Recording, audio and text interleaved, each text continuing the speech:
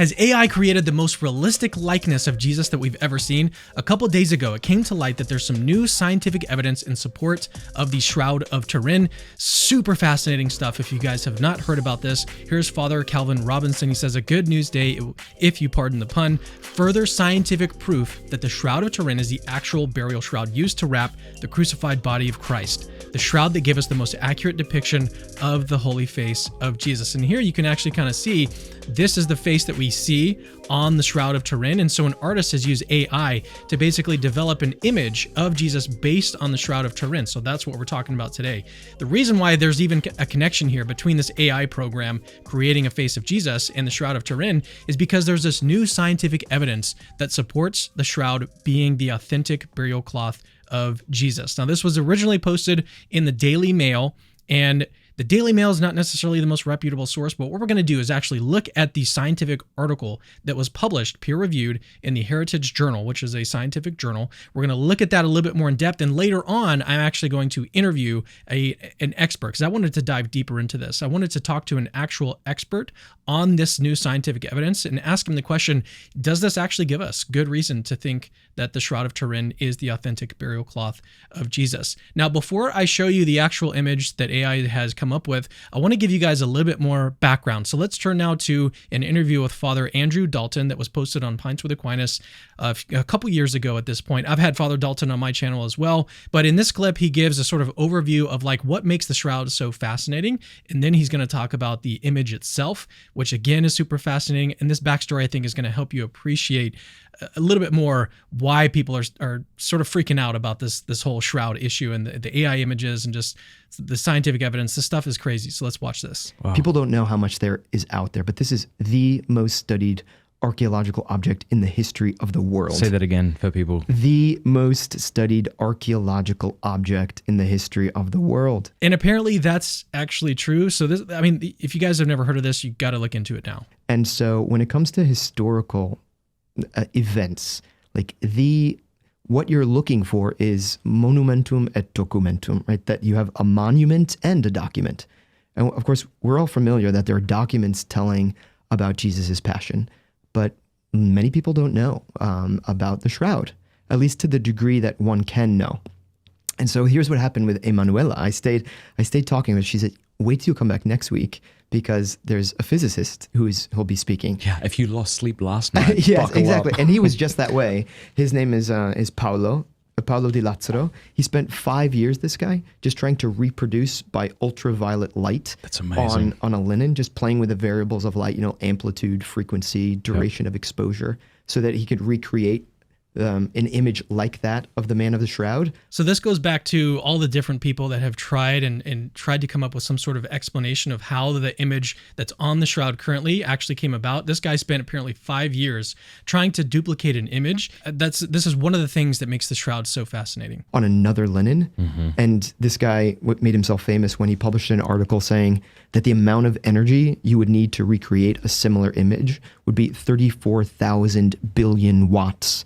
And of course, you've probably bumped into this on the internet, no? I don't really know how powerful that is, but let's get forward in the interview a little bit and talk about the depth of the image that's on the Shroud of Turin, because that is just another fascinating thing about this whole thing. Only the inside of the cloth. Many people don't know this, that the shroud is colorized. It's imaged on only one side of the cloth. So it's the side that touches his body. Mm-hmm. And in fact, it's so superficial that if you were to just gently graze with a razor blade, you would erase the image of the man forever. This is what Paolo di Lazzaro discovered. If I can just dive a little detail, because this is so interesting. If you ask the question, what's the depth of penetration of coloration on the surface of the shroud? The answer is mind-boggling. It's 200 to 500 nanometers, which is, that's not even a number that I can fathom. So I give this example of a human hair. Take a single human hair. Imagine you could very carefully with your scissors cut it in half along its long end and discard that half. And now with what remains, try to cut it in half again. Do that 4 or 5 times until you're left with 1/16 or 1/20th of the width of a human hair. That's the depth of penetration. I want you guys to go watch the rest of the interview. If this has sort of whet your appetite for the shroud, go watch the whole thing. It's 3 hours long.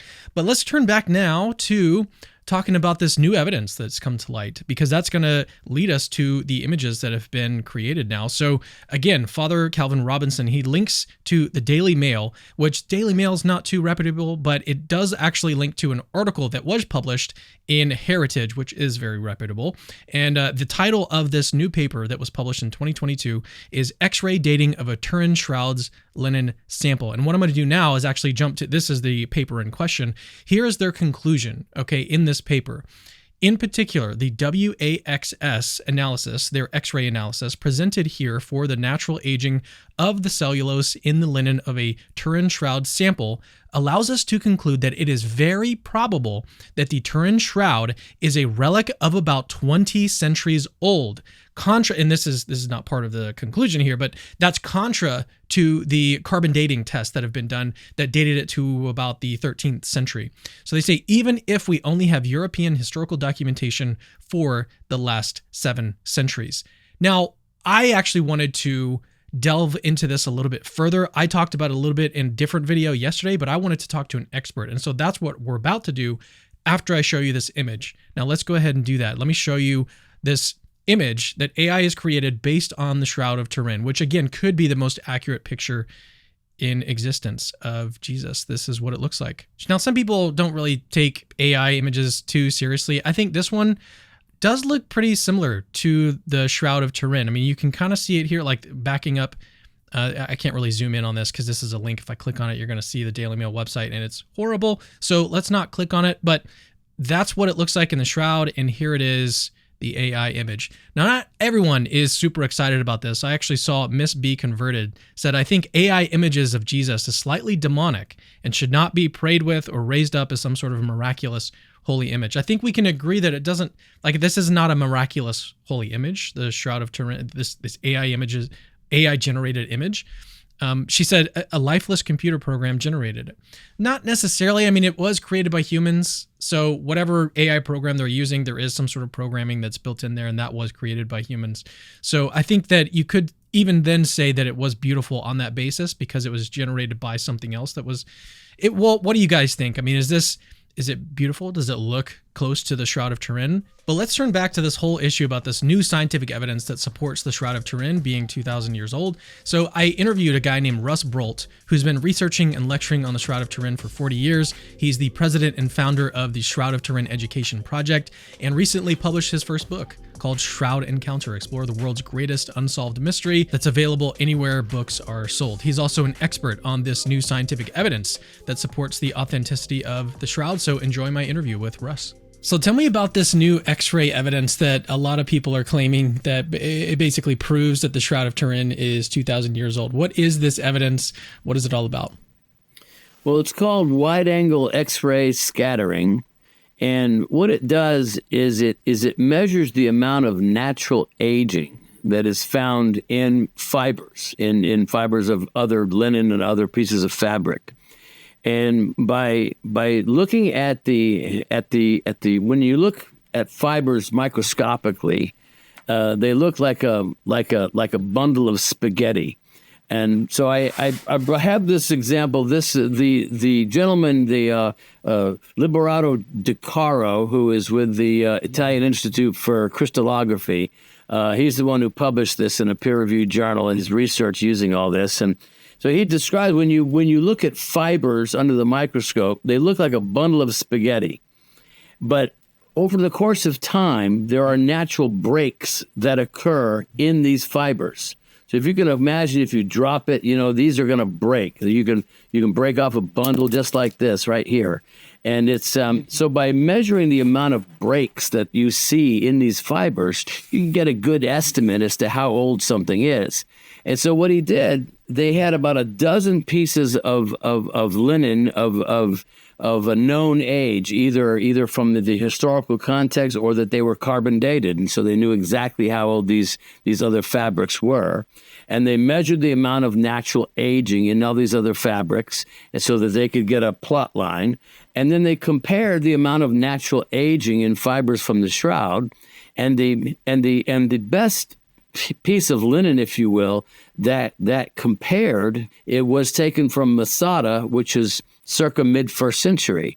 And so this was so what he said is that there's just not nearly enough aging, or should I say there's far more aging evident in fibers from the shroud than for it to be only 700 years old, as the carbon dating labs would say. Okay, so what are some of the reasons to actually be skeptical of these new findings? I mean, we're calling them new, and everyone's sort of talking about, this is a sort of new scientific find. As we know now, it's at least a couple years old, the research is.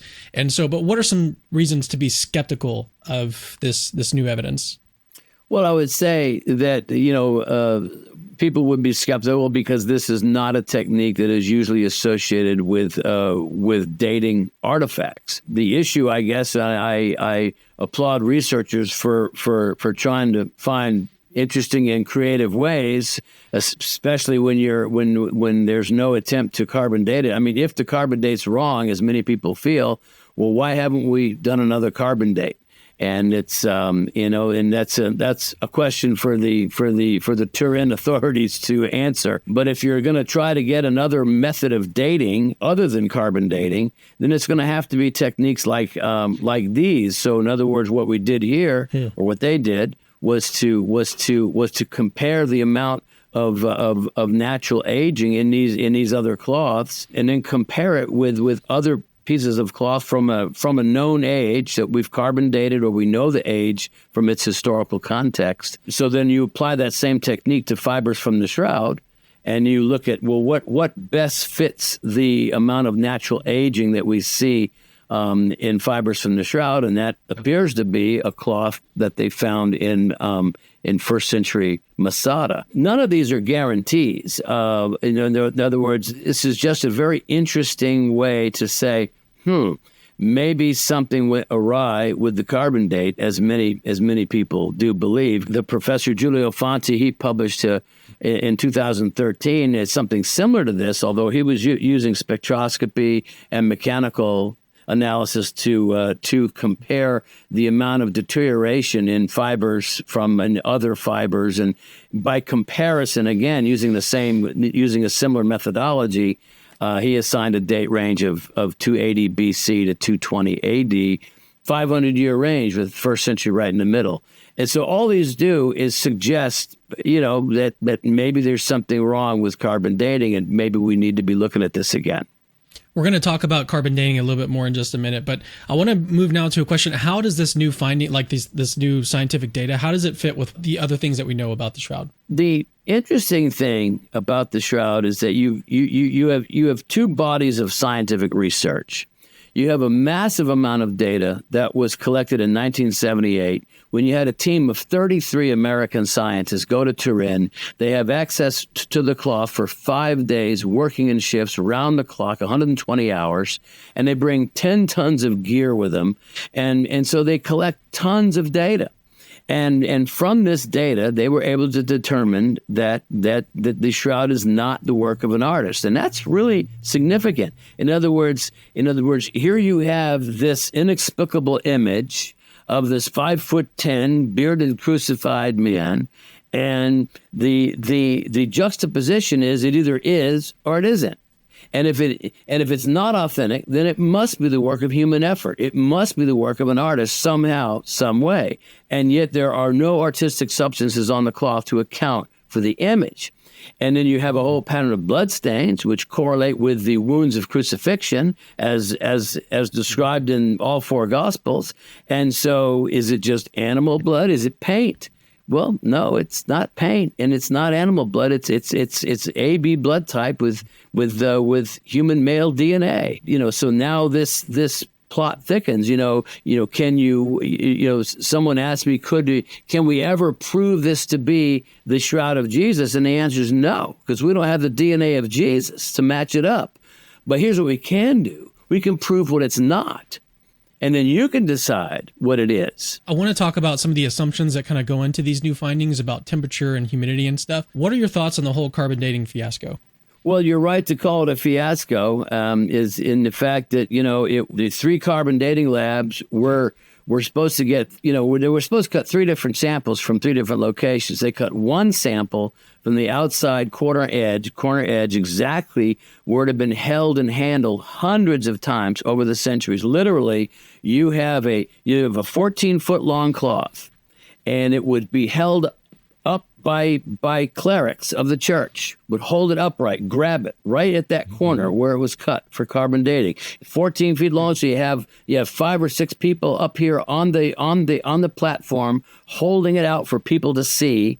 And this is how it was exhibited over 275 times from 1413 until 1694, when it was finally installed in the cathedral. So if you were looking for the worst possible sample location, you would pick from one of the 2 outside corners where it had been held and handled hundreds of times. And of course, that's what they did. So now we have one sample cut into 3 different pieces, and those were sent off to the carbon labs, and it's like, well, what could go wrong?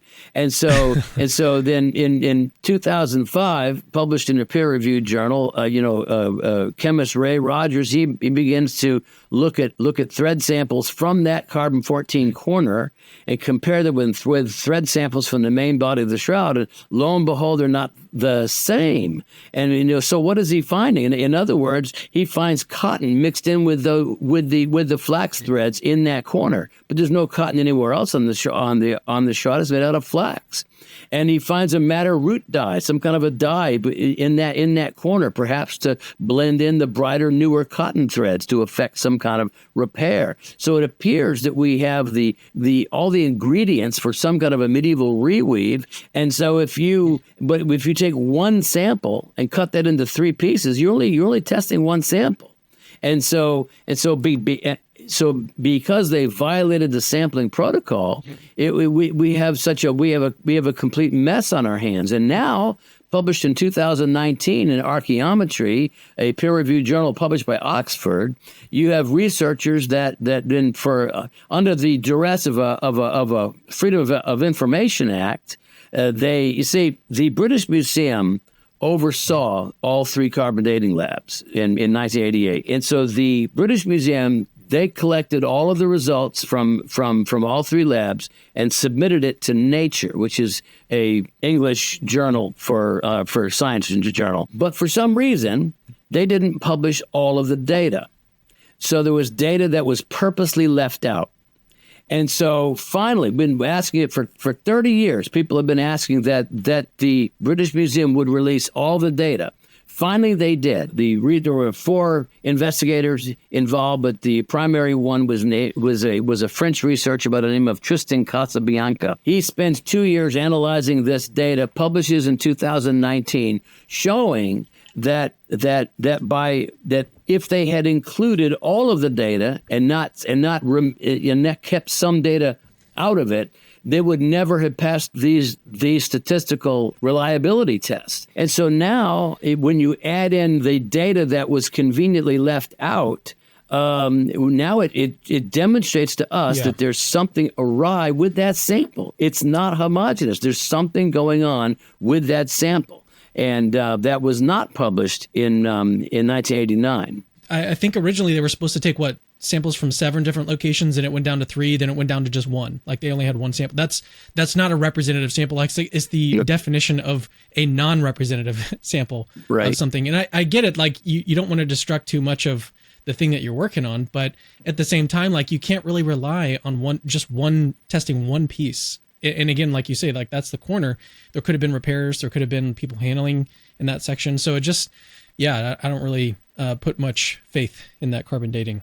Well, it's sad because, had they done it right, we wouldn't be in this kind of a pickle right now. And this leads people like this wide angle X-ray scattering and other things to try to figure out, well, we know that something's wrong. So is there another way that we can maybe date this cloth? And so these other techniques are very interesting and intriguing and suggest that something really is wrong with the carbon dating. Yeah, so here's one actually additional reason based on this new research why I think that the carbon dating is false. The history that we know of the shroud, it's in Europe for at least the last 700 years. But if these findings are correct, then it would have been, if it were created, say in the 700 years ago, then it would have had to have been kept in one of the hottest places on Earth to show the same amount of degradation that we see in the cloth right now. So what I think that does is show that the carbon dating, at least if it doesn't even show that it's 2,000 years old or dates back to Jesus, it shows us that the carbon dating, this is yet another big reason to think that the carbon dating is incorrect. What are your thoughts on that? I think you said it perfectly. Yeah. I mean, because the amount of aging we see in the cloth doesn't match up with something that is purported to only be 700 years old. Well, now let's kind of switch gears a little bit. And I want to ask you, you've been studying the Shroud of Turin for a very long time. Do you think that this is the authentic burial cloth of Jesus? Well, I always say, I'm 95% there. I'll give 5% to the possibility that there's some incredible artist who predated Leonardo by several hundred years. We don't know who he is. We don't know how he did it, and he never did anything else. I'm pretty certain it's authentic. I mean, I come back to that either-or proposition. It either is the authentic burial shroud of Jesus, or it's not.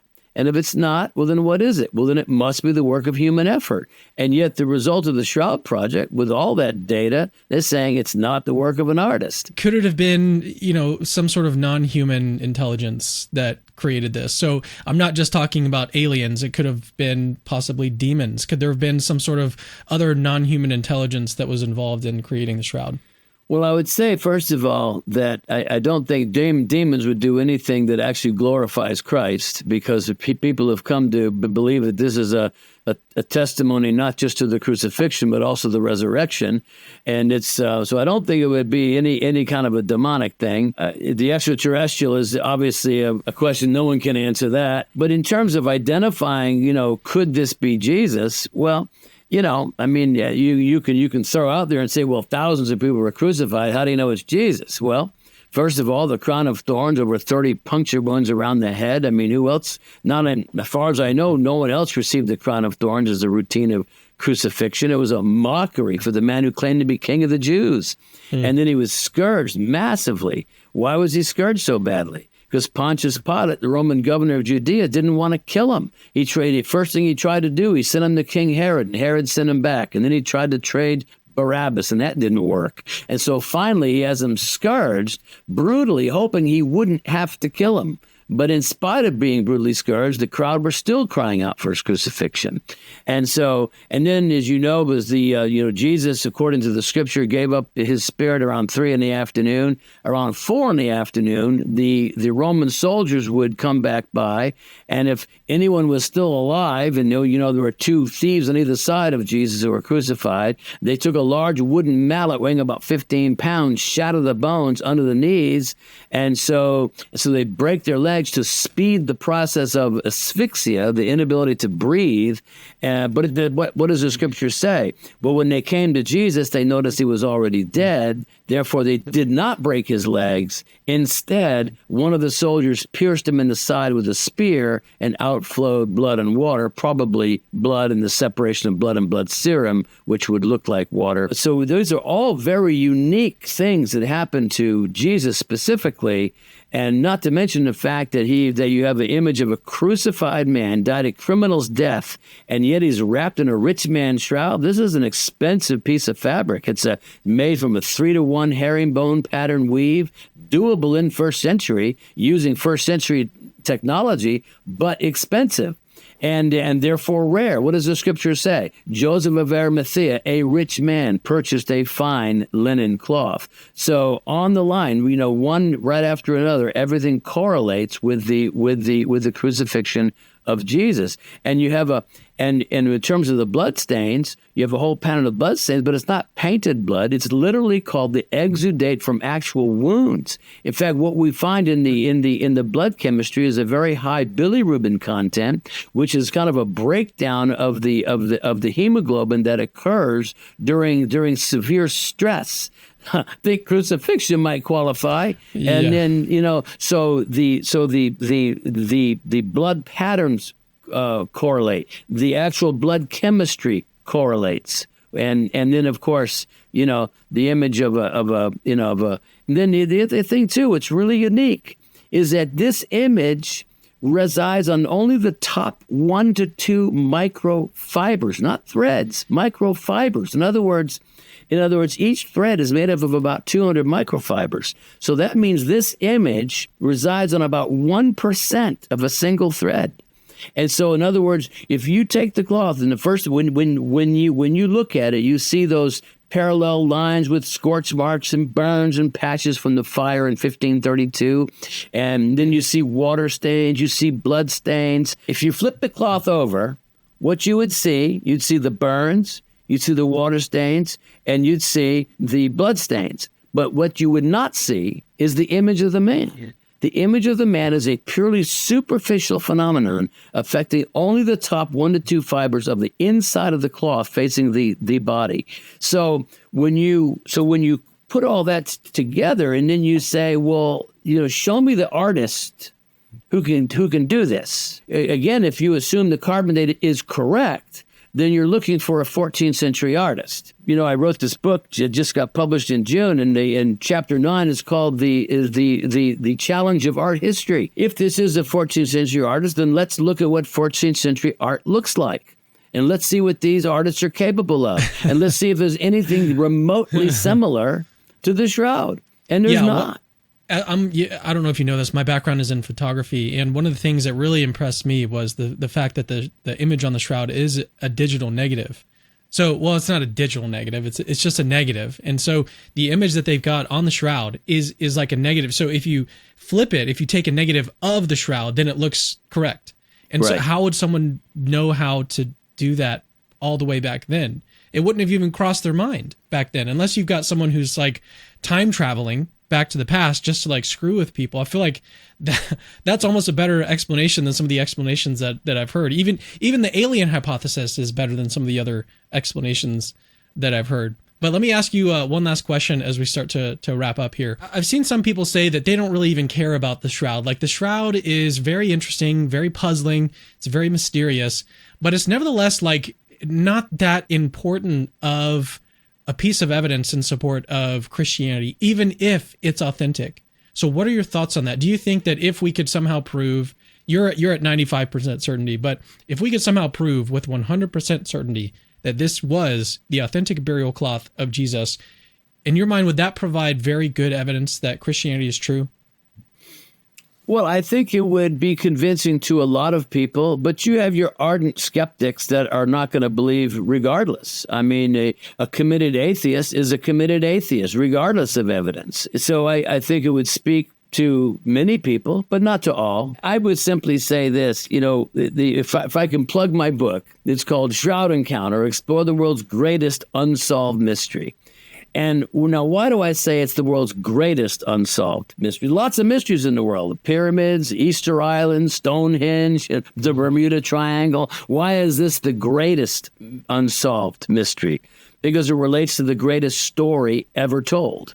What if the God of this universe really did send his only son into the world to become one of us, to become a human being, and to live a life that we couldn't live, a perfect life, and then submit himself to the extreme brutality of the cross, to literally become the perfect sacrifice, or as John the Baptist said, the Lamb of God who takes away the sins of the world? And what if he really did rise again on the third day from the dead, and then promises victory over death for all who believe? Would that not be the greatest story ever told? And is it possible that the shroud is a document of that very set of events? And I think that's about as big as it gets.